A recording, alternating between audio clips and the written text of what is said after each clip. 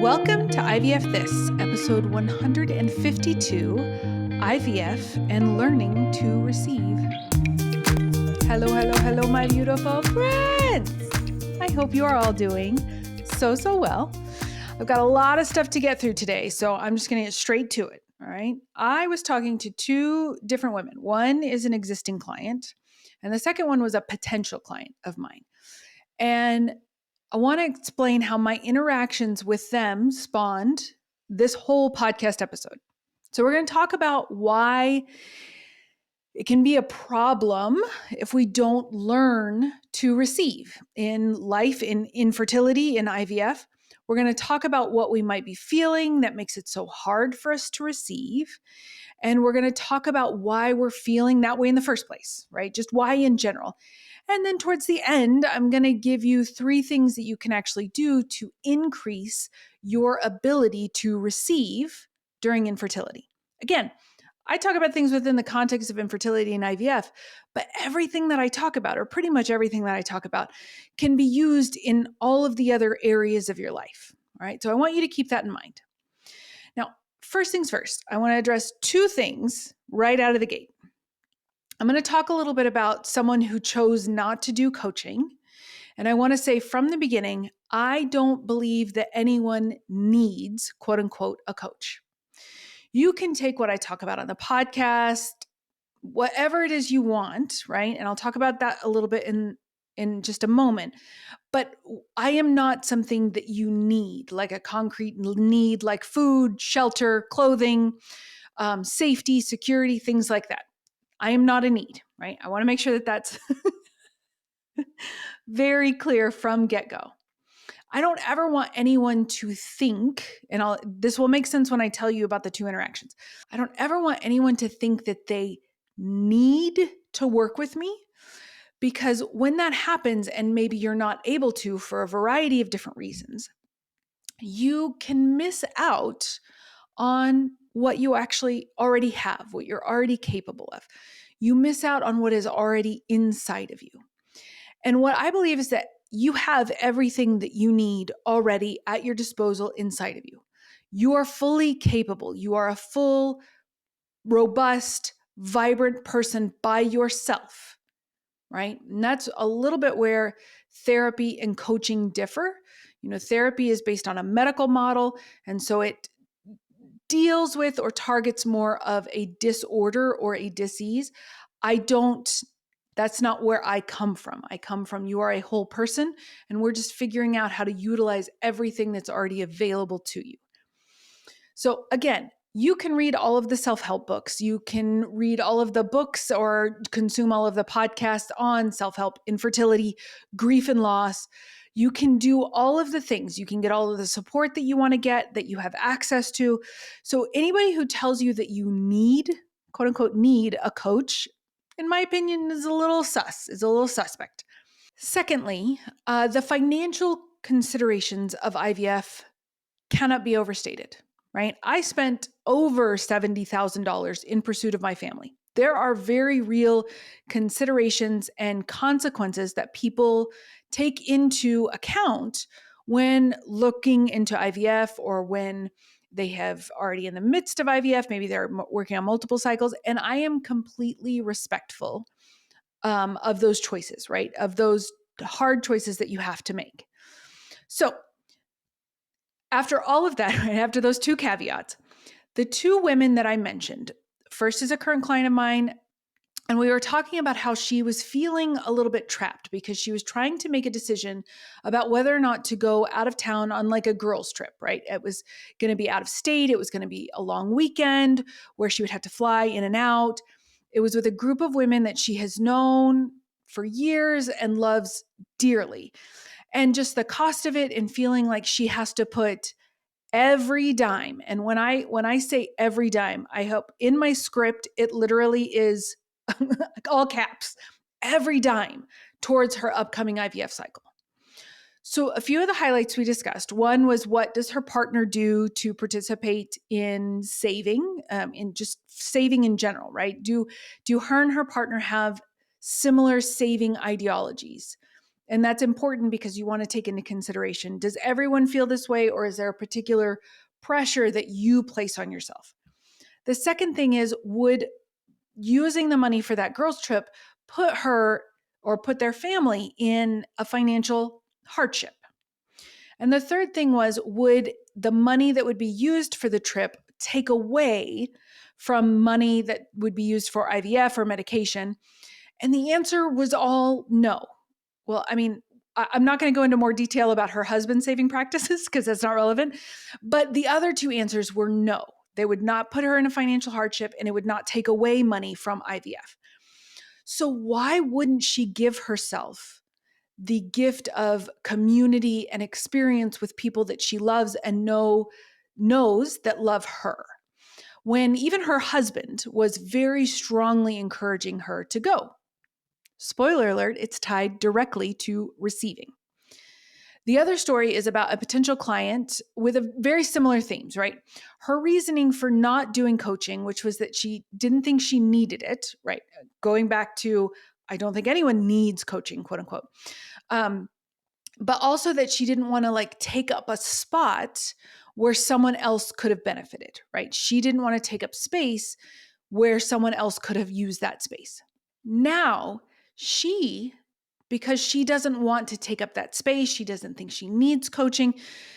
Now she doesn't get to enjoy all of the benefits of what coaching can bring in your life, right? Not just specifically with me, because I myself have invested in coaching, but all of the stuff, the life-changing stuff that you get to experience. Now, the reason I put in that second caveat around financial impacts and financial consequences is because for many women that I talk to, that is a very real consideration. And I do truly believe that this woman feels like she is in a place where she doesn't need coaching. Like she truly does believe that. And I love that for her. This is more about the overall theme and not her specifically. Okay. I feel like I'm putting in a lot of caveats this week. That's okay. That's just what we have to do sometimes. But that does lead me to think, what else does she not allow herself to receive, right? If she's not wanting to receive all the benefits and the amazing transformations that can occur during coaching, what else does she not allow herself to receive? Where else are you not allowing yourself to have something that you desire or something that you want? Where else could it be better than it is right now, but maybe you're telling yourself that someone else needs it more, but now you're missing out? Again, remember, I'm speaking more globally, not about that person specifically, okay? When we don't know how to receive or we never learn, then we just stay stuck. Very often, we just stay stuck. Wherever we are, we're stuck personally, professionally, relationally, financially, all the alleys, okay? We stay stuck. Remember when I said that your brain will always choose a familiar hell over an unfamiliar heaven? A lot of that is tied to receiving. You don't think it could be better than this. You can't conceptualize of a life where that could be different because you're afraid of receiving, or you're unwilling or just unfamiliar with the idea of receiving. It is my honest opinion that if we don't learn to receive during IVF, during infertility, or just any part of our lives, we block ourselves from truly loving our lives, from truly loving ourselves in that experience, and just enjoying all of the beautiful, vibrant facets of life. I remember a therapist one time, I was training under her and she was talking with a client. I won't go into the specifics about the client because that's not relevant, but she told them, it's like you're a frog in boiling water. When you jump in the water, it was room temperature, and then the heat just kind of incrementally, slowly and gradually turned up over time, and you didn't notice that was happening, right? And then I think maybe some people might be familiar with that analogy, right? You throw a frog in boiling water, they're immediately going to jump out. But you put a frog in room temperature water and you slowly heat it up, it doesn't realize that it's boiling on the inside, right? Because it's happening so gradually. And I think that's what it is. I think that we don't even realize that it's happening, right? Yes, it might be a familiar or even a comfortable situation for our lives, but it doesn't mean that it is the best possible thing for us, right? So I think that's why many of us have trouble with receiving. And I'm going to go into a few other details in just a little bit as to why women in particular struggle with receiving. Sometimes I think that maybe where we are is so much better than where we were in maybe like the early stages of infertility, or even when we were younger and things were just so hard, inexplicably hard, because you don't know what's going on with your body, you don't know what's going on with your brain, right? Sometimes I think that where we are maybe better than where we had been previously. But if that's our frame of reference, we're not necessarily focused on how hard something might be, right? Because we're comparing it to how something was really, really hard, but we're not necessarily understanding that it's still hard and maybe unnecessarily hard. And when we don't look forward and see how good something could be, then we never develop that skill of receiving. Because I'm not just talking about receiving in terms of like a gift or financial something. I'm talking about receiving in terms of just taking a compliment, right? I'm not very good at receiving compliments either, right? But just receiving a compliment from someone, receiving a favor from the universe, from God, if you have some sort of, spiritual practice or tie to the universe or goodness like that. Those are all types of receiving, not just financial or not just, materially. There's a lot of different ways that we fail to allow ourselves to receive. I also think that our relationships, not just our romantic relationships, but our friendships, our work or professional relationships can suffer if we don't learn to receive. There are a lot of people out there that want to support us. They might not know how and they might not do it perfectly, but there are connections that we have that we value. And when we aren't willing to accept help from those people, then they don't get a chance to feel good by giving. And we kind of shut them out. We limit their ability to give to us, and we limit our ability to receive goodness from them. And I don't know about you, but for me, I want to keep the people that I love close to me. I value those relationships. And if they want to give, I want to give them the opportunity to give, and I want to be able to receive. But it's not that easy for a lot of us. And truthfully, it's not that easy for me very often. Like, this is something that I have to actively and with intention practice. Okay. And so that's why I'm doing this episode. So let's talk about why it might be hard for you to receive. And I'm just going to give you a list of reasons that it might be hard. And even if only one of them applies, it's still worth working on, okay? So maybe you relate to one more than other, but even if only one of them applies, stay till the end and listen to the 3 things that I'm going to tell you at the end, because you still can benefit from learning how to receive. So here's why it might be really hard for you to receive during infertility and IVF. A lot of us are afraid of vulnerability. And that is like a mirror showing back at me when I say that, right? We do not want to appear weak. I don't know why I'm choosing to be so aggressive to myself right now. That is a major trigger. I don't know if that's the best word for me, is I don't want to appear weak. I want to look, at least on the outside, like I have everything together. I might be, in the fetal position in my closet 20 minutes later, but that's just for me, right? I don't want to present that to the rest of the world. I don't want to appear fragile. I want people to think that I am very strong, right? And we have some ideas around vulnerability and how it can be a bad thing or an uncomfortable thing. I know Brene Brown is heavily researched the area of vulnerability. I like Brene Brown. I think that a lot of her work has a lot of merit in understanding vulnerability and its power and its implications and why it's so important. But I believe that being vulnerable, let me say, I'm learning to believe, because this is an active process, I'm learning to believe that vulnerability is a sign of strength. Being vulnerable, feeling scared, and doing it anyway, softening when we feel fear, that is hard. That's really hard. And that can be a sign that you're a really strong person if you're willing to be vulnerable.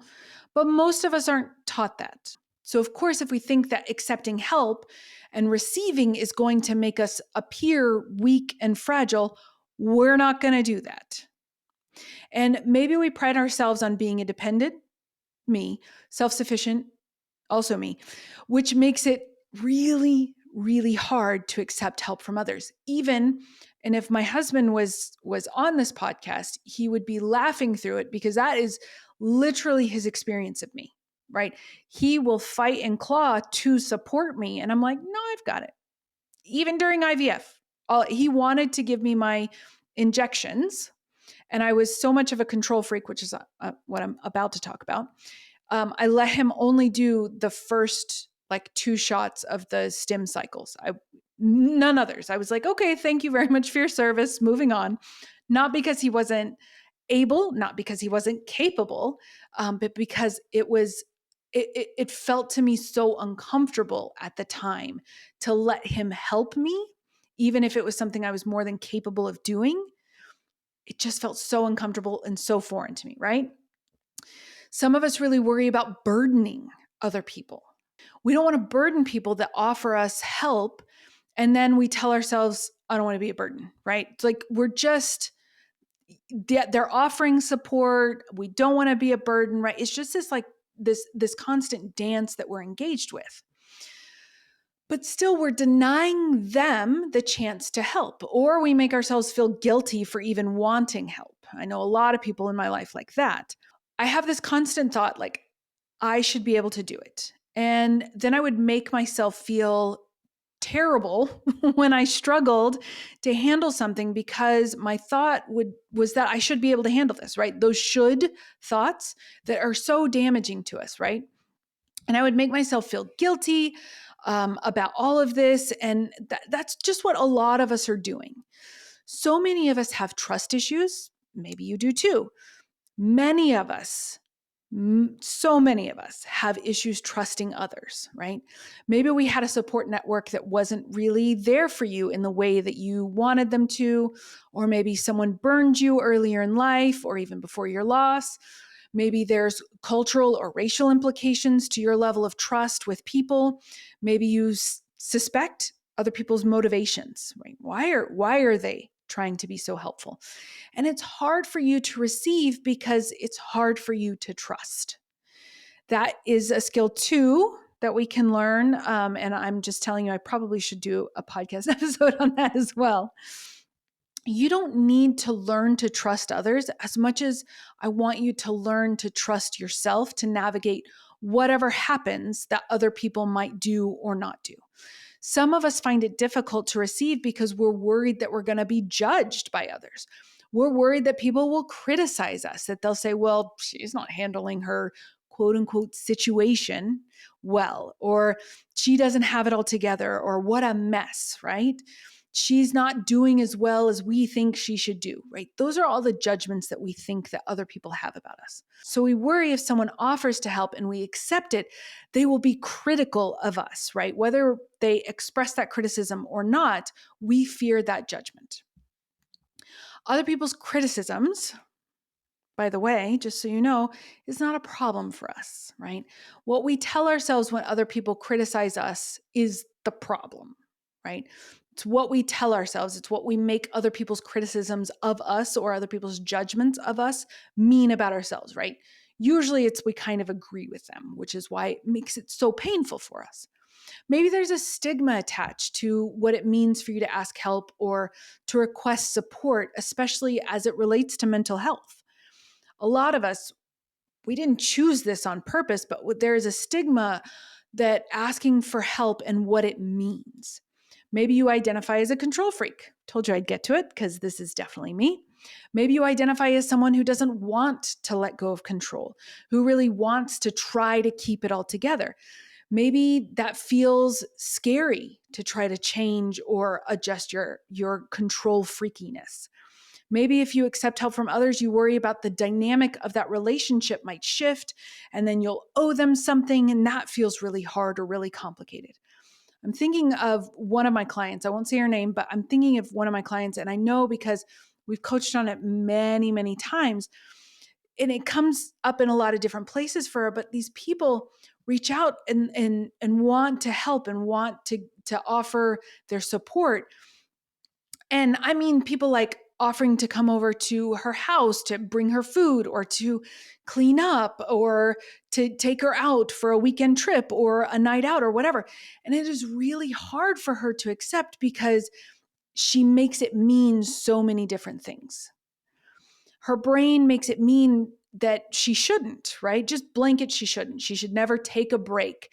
She should put everything related to IVF absolutely first. She should be able to handle it, that it's greedy or it's selfish, all of these judgments. So if you're struggling to receive, what I want you to hear is that it could be for a lot of reasons and you're not alone and they make sense, right? That you have reasons for reasons and they're completely valid because they're based on your experience moving through this world. So let's talk about why it makes sense. How do all of these reasons get into our brains in the first place? Do you ever wonder that? I wonder that all the time, right? Why do I feel guilty when I think about putting myself higher on a list?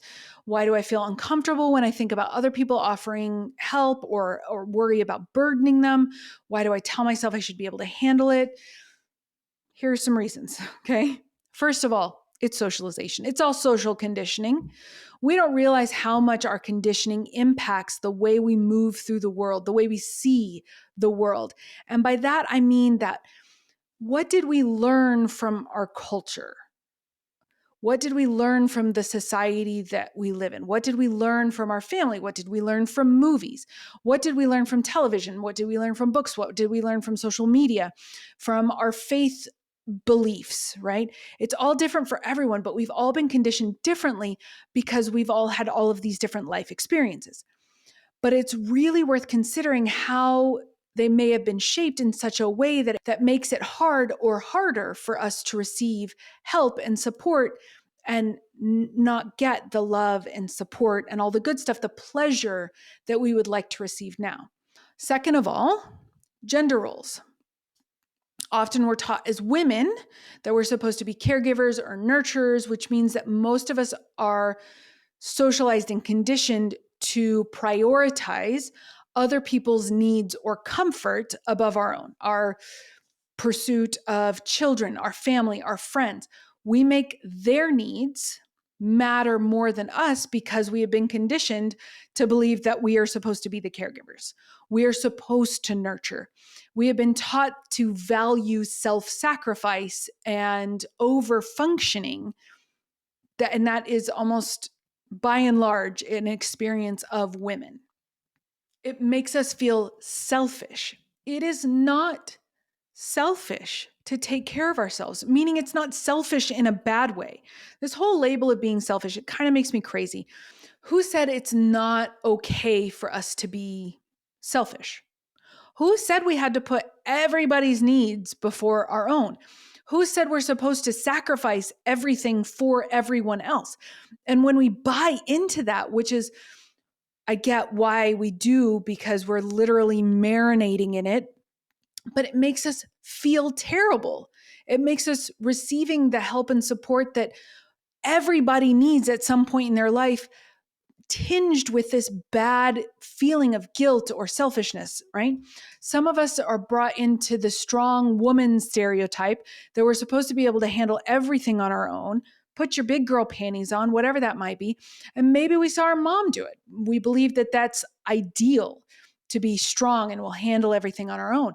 Think about how that can impact your ability to receive help. Because when we worry that now we're going to be weak or somehow we're incapable, but guess what?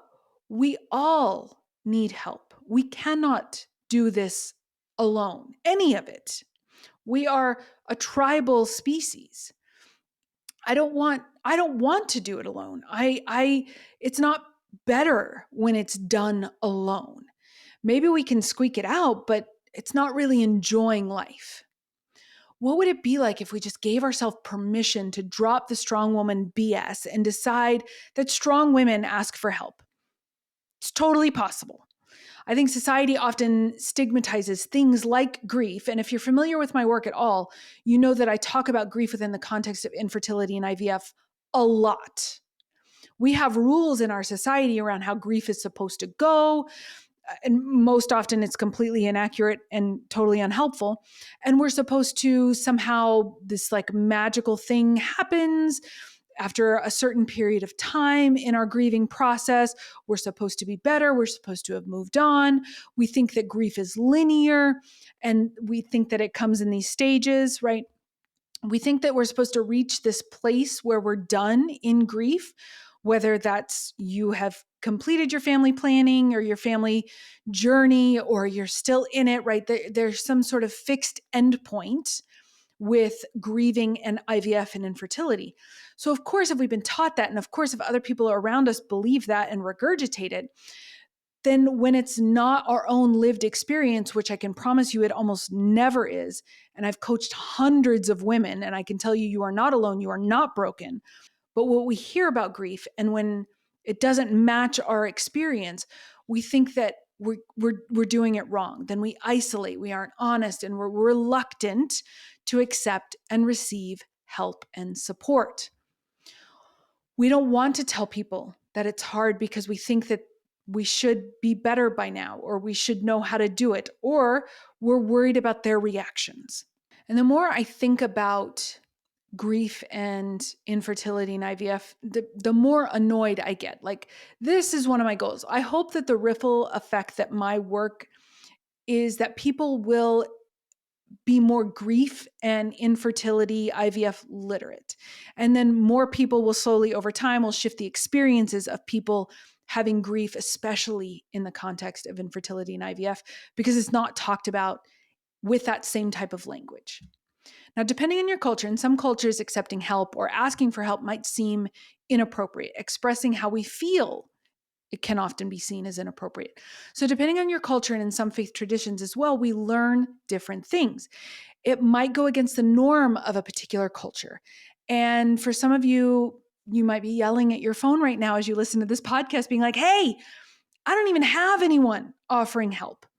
And that's also a common experience. Sometimes, again, we're people's worst nightmare, right? We're kind of become a little bit invisible. Infertility and IVF can be a very uncomfortable topic for people, whether it's because they're uninformed or have their own cultural or religious or prudish reasons. And I'm not using prudish as like a pejorative, but more as just a description that it kind of can be an off-putting conversation for some people. People go about their own normal lives.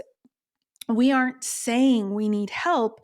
They think we're fine, and maybe offers that have been made in the past have been, denied, or, that's okay, I don't need it. So it's not necessarily a commentary on you if you don't have anyone asking for help. It doesn't mean anything about you.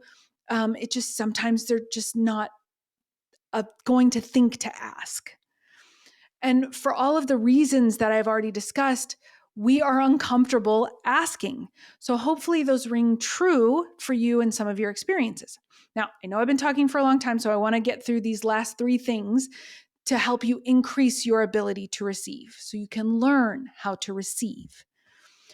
One is when you go plan your week, however you like to plan your week, I want you to plan your pleasure first.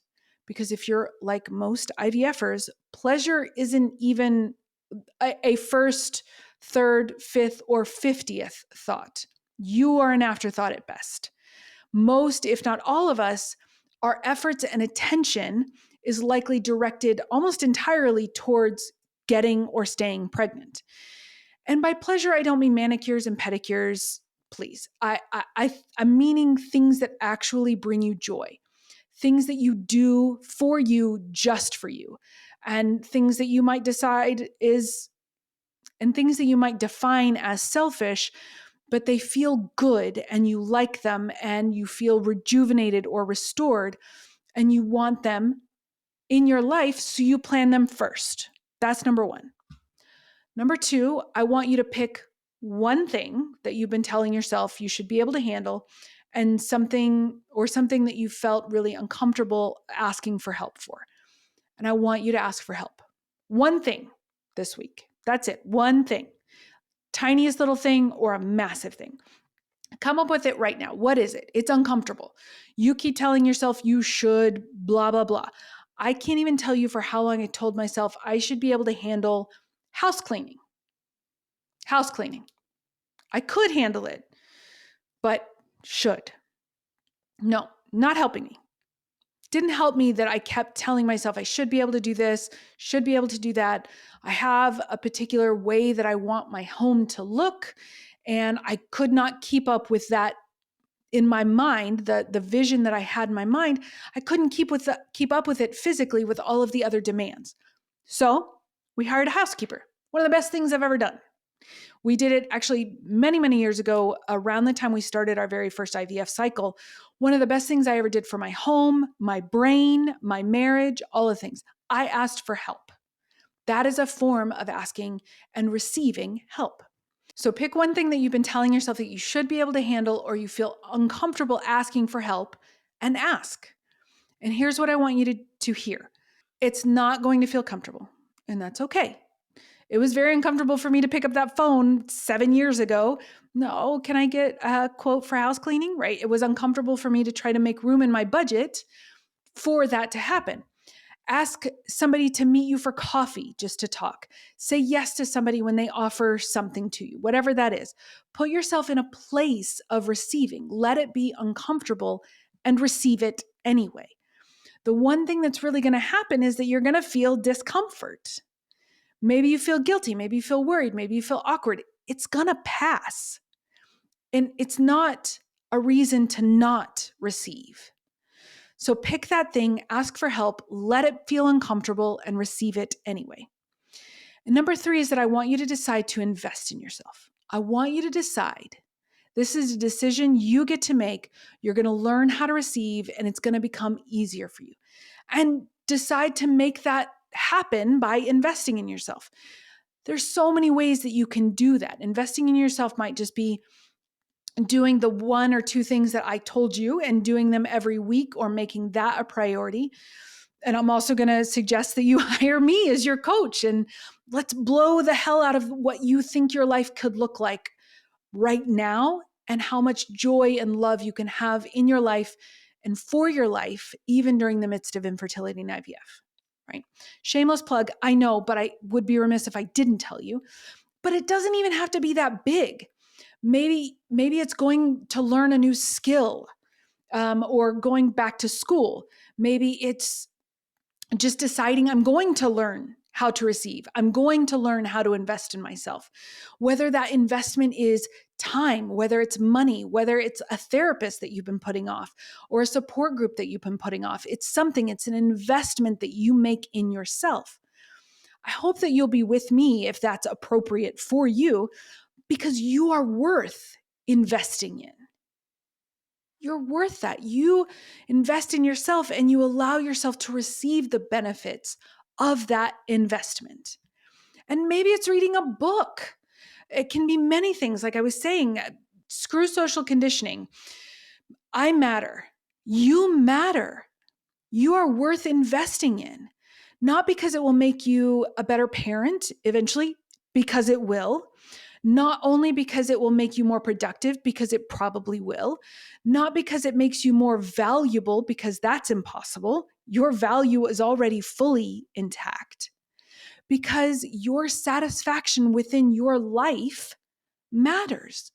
Even if you don't have everything that you want right now, your satisfaction matters, even in the midst of infertility and IVF. And when you invest in yourself, it increases that satisfaction, and you matter, and so does your happiness. So I don't care how you do it, no matter how you do it. I don't care if it's just something that you do once or every week, and you plan your pleasure, or you ask something and it makes you feel uncomfortable. You just decide. And I want you to do that until you get really, really good at it. I remember a long time ago, I heard in the coaching community, when people would compliment another, they would train themselves to do this by saying, I receive that.